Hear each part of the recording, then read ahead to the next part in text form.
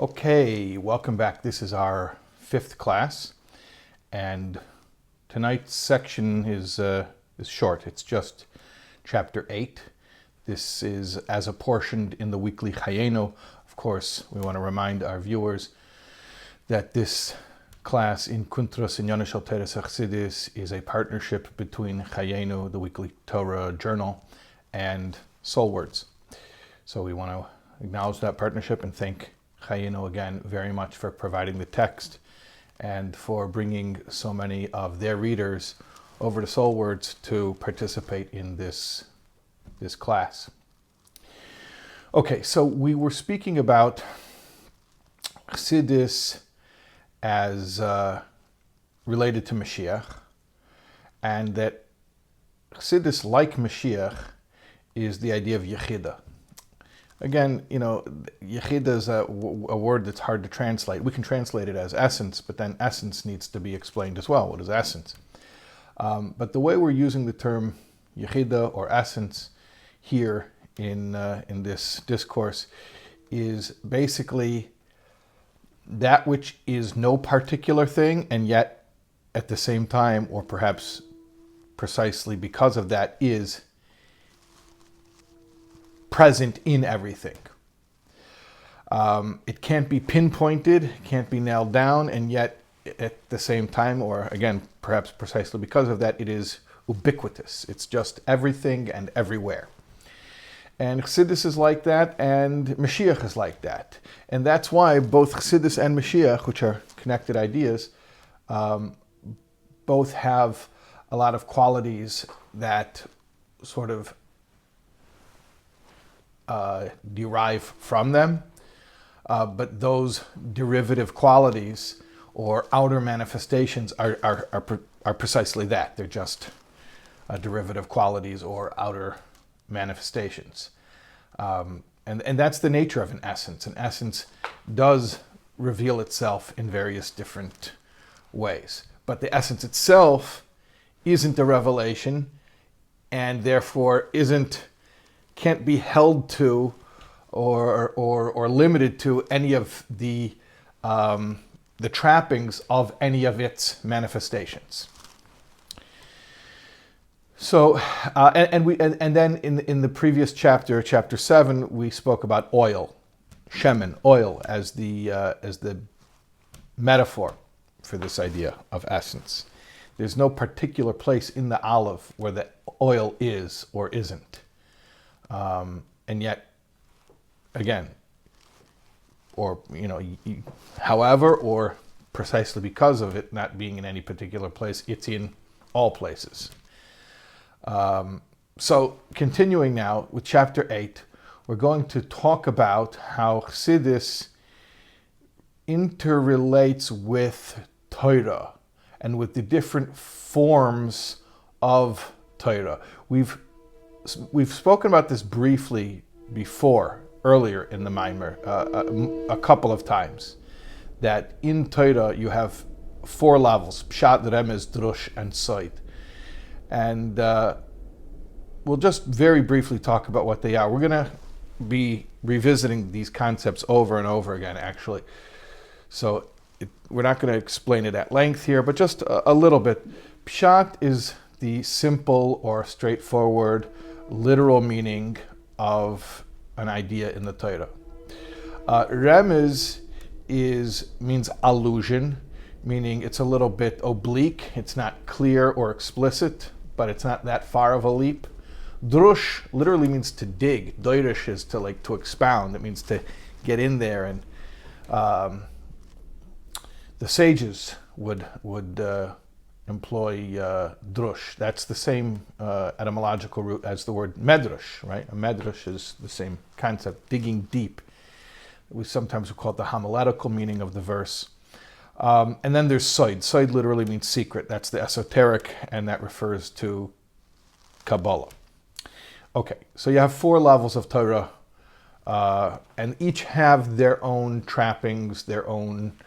and again, we have to speak very, very carefully. We have to tread lightly, because we're talking about Torah, and Torah is holy. Every level of Torah, every form of Torah, every mode of expression of Torah. So I don't want this to be taken the wrong way, but these four levels have their own stylistic features. Can we say it like that? They all have different, again, I hope this isn't a disrespectful term, but they have their tropes. No, I don't mean trop, like pashto, munach sarko. Trope, not trop. Tropes. They have their, certain signatures, certain features that are characteristic of their style. Okay, let's jump in. Chapter 8. Hachayus sheteres Chassidus machnisa b'chol inyonei ha'elam katan ze ha'adam v'ha'elam kipshutai. The vitality that Chassidus brings to the world, both the microcosmic world of the person and the macrocosmic world, meaning the world. What's the macrocosmic world? The world. Okay. Anyways, the vitality that Chassidus brings to both the microcosm of man and the macrocosm of the universe. Nimshachas mehachayis shechassidus machnisa b'chol inyonei haTorah uva al yedei chayusu. That actually derives from the vitality that Chassidus brings into Torah. Why? Why is that so? Ki kol inyonei habriya nimshachim haTorah uboyim al yoda. Because everything in the world, in the creation, derives from Torah, right? Stakel ba'araisa bara alma, like the Zohar says. Hashem looked in the Torah and created the world. Torah is the blueprint for creation. And everything that's in the world comes from Torah. So if Chassidus brings a new vitality into man, and we spoke about how it allows, just to very quickly touch back on chapter 1, right? So it allows us to, what was the first thing? Go beyond the letter of the law, right? Or another effect it has on man. It allows us to change the nature of character traits, okay? And then there's the effects that Chassidus has on the world, like that it roused the Jewish people from their slumber, right? We're talking about the four features of Chassidus that were talked about in chapter 1. So these features all derive from the effect that Chassidus has on Torah.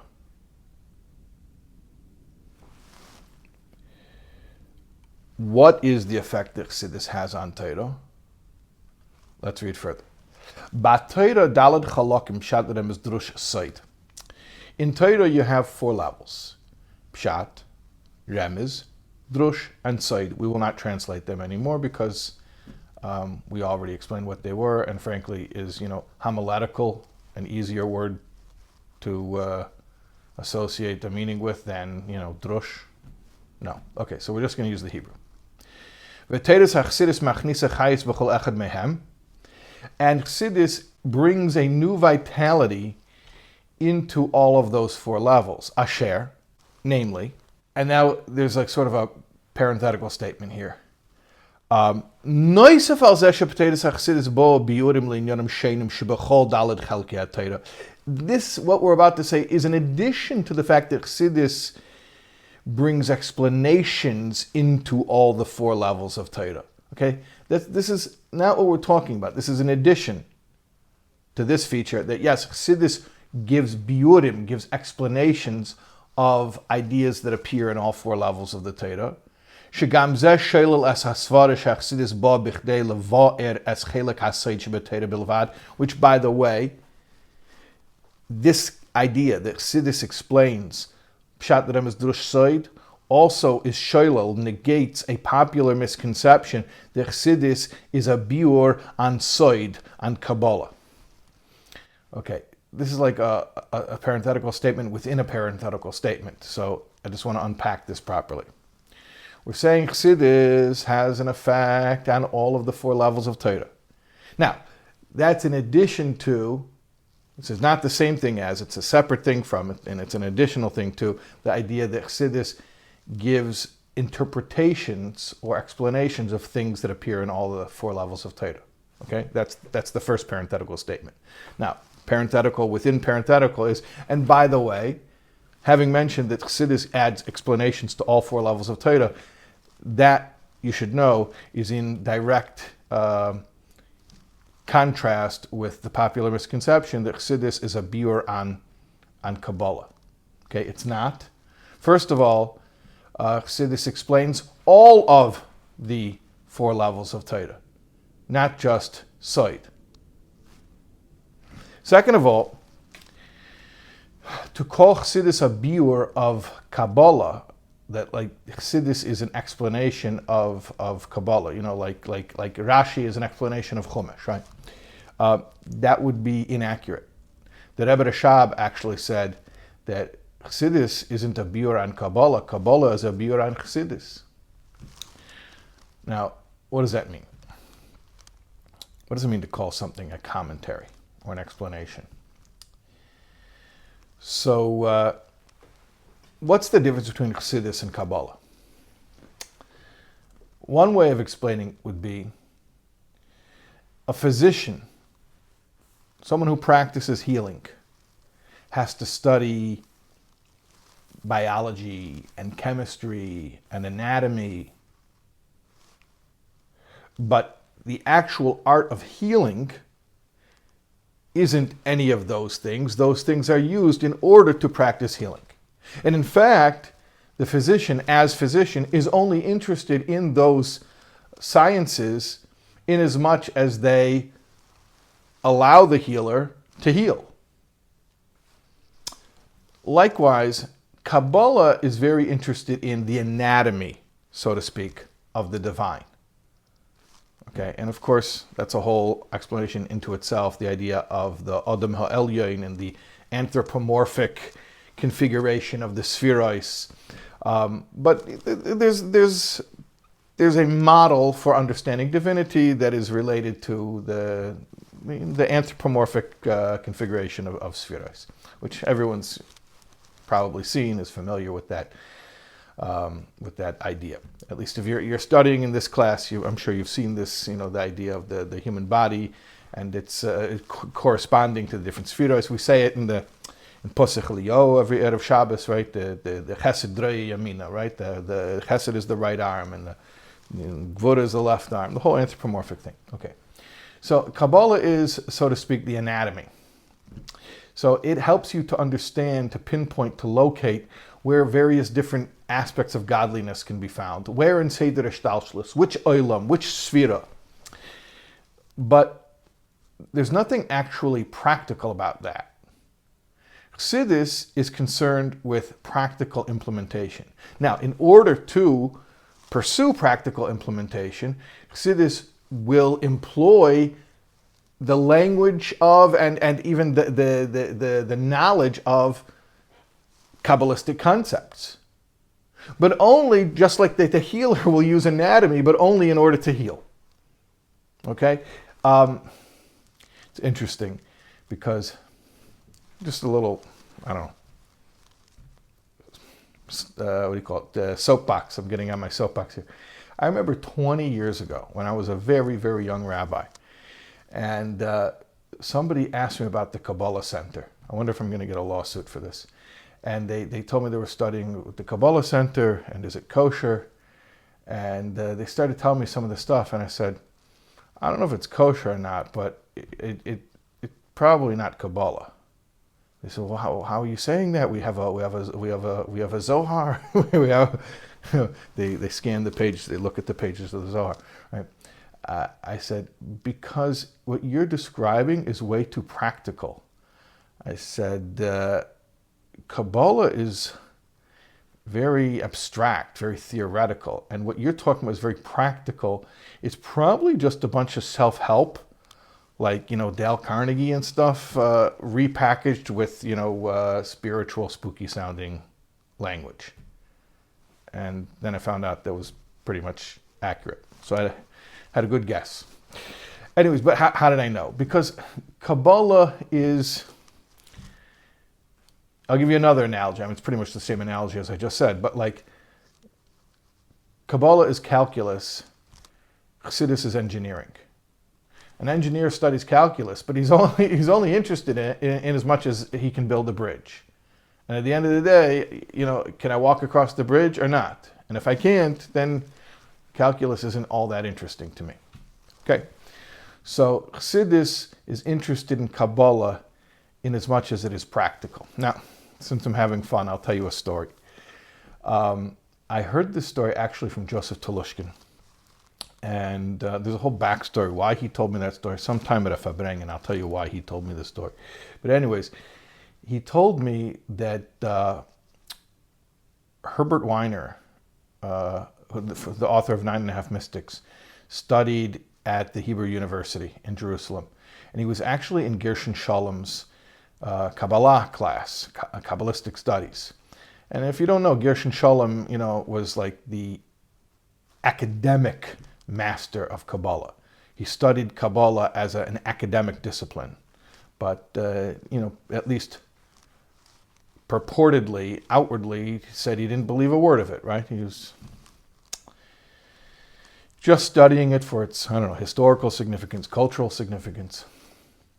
Anyways, there was a chassid who appeared one day in this class, Avram Yehuda Chaim, who was the son of the Radatz. Radatz was Reb David Tzvi Chaim. They used to call him Herschel Chernogover. And anyways, he made Aliyah in the end of his life, and he had a son, Avram Yehuda. So Avram Yehuda Chaim rolls into Gershon Shalom's Kabbalah class in the middle of Hebrew University, and Herbert Weiner is sitting there, and a whole cast of characters. Anyways, this Chaim starts saying to Gershon Shalom, he says, what's the difference between a chassid and a Kabbalistic studies professor? What's the difference? I don't know. What's the difference between a chassid and a Kabbalistic studies professor? He says, you know the difference? It's the difference between a balabas and an accountant, a business owner and an accountant. See, the accountant spends his whole day in numbers, and he knows every number. Every number is a penny, and he knows to the penny how much money came into the company, how much money left the company. But then he goes home and he doesn't have any of those numbers. Meaning he looks at the numbers all day, but the money that they represent, it's not his money. He goes home, he doesn't have access to that money. The owner, the business owner, he doesn't check the books every day. Maybe he doesn't even check the books every week. And he doesn't know exactly to the penny how much is coming in, how much is going out. He has a rough idea, but it's his money. It's his money. He owns the money. So he says that's the same difference between the Kabbalistic studies professor and the chassid. The Kabbalistic studies professor, he knows every letter in the Zohar, but it's not his. He doesn't own it. He didn't make it his own. And the chassid, does he know everything in the Zohar? Maybe he knows like Bereisha Menusa de Malka, Golaf Galifa B'Tehira Eloi. Like something that that's. And don't get impressed. That's the first line of Zohar. That's like my extent. If it's a Dibra Maschal of a Maimer, or Kigavna, or Posech Elio, one of those things. So he knows that, right? But it's his. Like the business owner, he may not know every penny. He can't account for it. He doesn't know the books so thoroughly, but it's his money, meaning he made it his. He owns it. He made it his life. So that's the difference between Kabbalah and Chasidus. Is the theoretical and the practical. So we were in the middle of a parenthetical statement. Lest you think that Chasidus is a biur on Kabbalah, first of all, it's not. And if anything, Kabbalah is the biur on Chasidus. And second of all, Chasidus explains all the other Chalkei Torah as well. Okay. Anyways, let's move on to the text. So in addition to the fact that Chasidus gives interpretations or added explanations to ideas that appear in all four levels of Torah. In addition to that, Limud Chasidus machnis chayus b'chol inyan ve'inyan b'chol chelkei pshat remez drush seid shebei shalem dim b'Torah shechayhu ba'efen achal legamri. Chasidus makes everything in all the other four levels of Torah come to life in a totally new way. B'chayus atzmi, with an essential life. V'chayus this life that Chasidus brings, moisef gam b'chirus v'oimek yeseh ba'avonas ha'inyan, one of the results is it brings about greater clarity or greater understanding of the ideas. So it's not just that Chassidus comes and gives commentary on the other 4 levels of Torah. No, when Chassidus touches the other 4 levels, it makes them come to life in a totally new way, so that they themselves are changed. What does that mean? And don't get worried if you don't understand this so clearly yet, because we're going to speak about this at length. I mean, that's what the whole discourse is about. Okay. Here's an example in the revealed parts of Torah, in halacha. Okay? Not a Kabbalistic concept, a very down-to-earth, grounded concept in halacha about how one thing can affect other things so that those other things are changed. So when Chassidus explains the other 4 levels of Torah, it's not just Chassidus is giving its explanation. No, Chassidus is making those 4 levels come to life in a new way that they hadn't before Chassidus shined through them. Okay, but where do we find an example in halacha where one thing can change those other things so that they themselves become new? Here's the example. All of the Aveda in the Beis Hamikdash on Yom Kippur can only be done by the Kohen Gadol.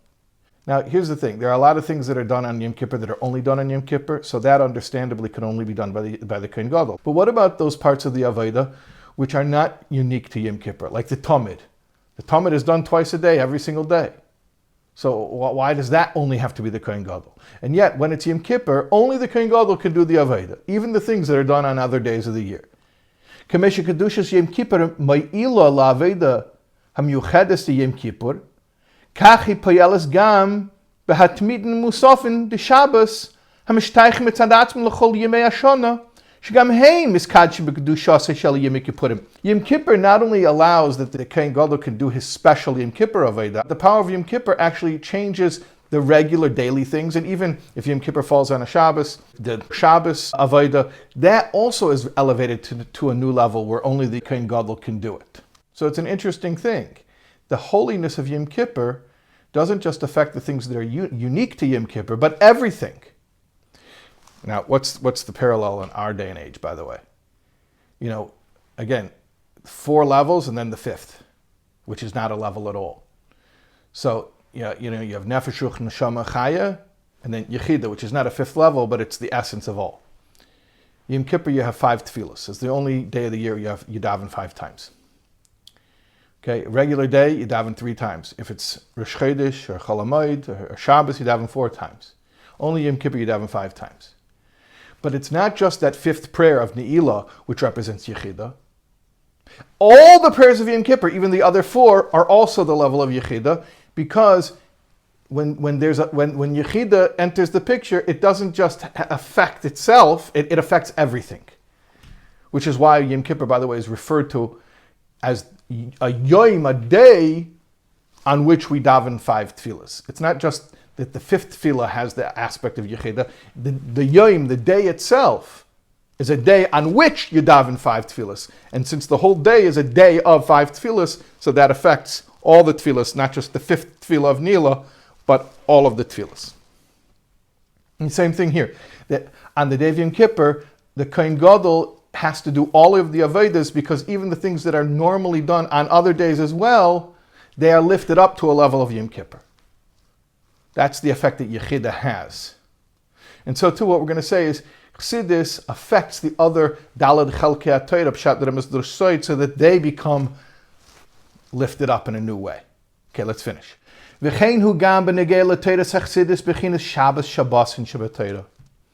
like Yom Kippur is called the Shabbos Shabbosain, the Sabbath of all Sabbaths of time, Chassidus is the Shabbos Shabbosain of Torah. It has that same type of effect on all the levels of Torah. The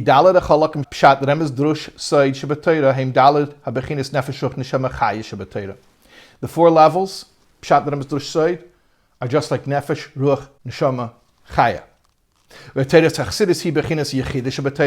And then that 5th level, which is not a level, is Chassidus, which is Yechida.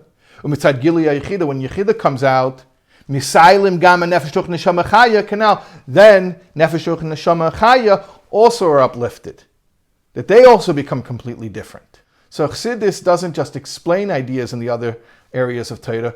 Chassidus, once it's revealed, makes the other areas of Torah themselves renewed in a completely different way than they were before. Now that's a very strong claim. So to back that up, we're going to continue with illustrating one by one how Chassidus has this effect on the other levels of Torah.